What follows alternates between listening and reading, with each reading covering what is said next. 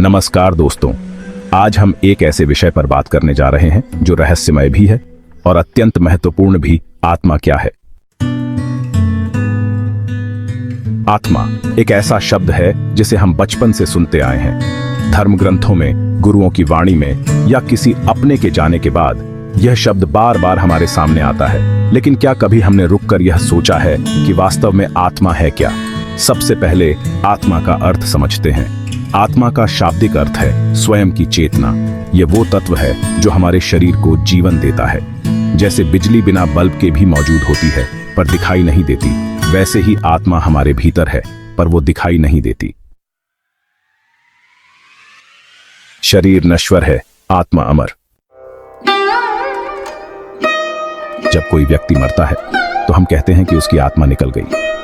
इसका मतलब है कि शरीर खत्म हुआ, लेकिन आत्मा जो चेतना थी वो कहीं और चली गई। यही विश्वास हमें यह सोचने पर मजबूर करता है कि आत्मा सिर्फ इस शरीर तक सीमित नहीं है। हिंदू धर्म के अनुसार आत्मा अविनाशी है। भगवद गीता में भगवान श्री कृष्ण अर्जुन से कहते हैं, न जायते म्रियते व कदाचिन्नाय भूत्वा भविता व न भूयः अजो नित्यः शाश्वतोऽयं पुराणो न हन्यते हन्यमाने शरीरे। इसका अर्थ है आत्मा न कभी जन्म लेती है, न मरती है, न यह नष्ट होती है, न ही इसे कोई मार सकता है। यह सदा रहती है। तो क्या आत्मा का कोई रूप है? नहीं, आत्मा निराकार है। इसका कोई रंग, आकार या वजन नहीं होता।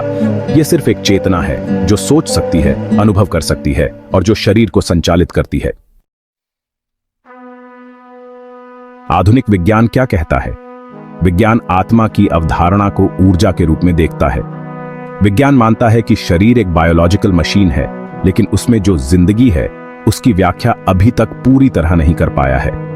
कई वैज्ञानिक मानते हैं कि इंसान में एक ऐसी ऊर्जा है जो शरीर से अलग है और वही शायद आत्मा है। तो आत्मा का उद्देश्य क्या है? आत्मा का उद्देश्य है अनुभव करना, सीखना और अंततः मुक्ति पाना। हर जन्म में आत्मा कुछ नया सीखती है और जब वह पूरी तरह से शुद्ध हो जाती है तो उसे मोक्ष मिल जाता है, यानी जन्म मरण के चक्र से मुक्ति।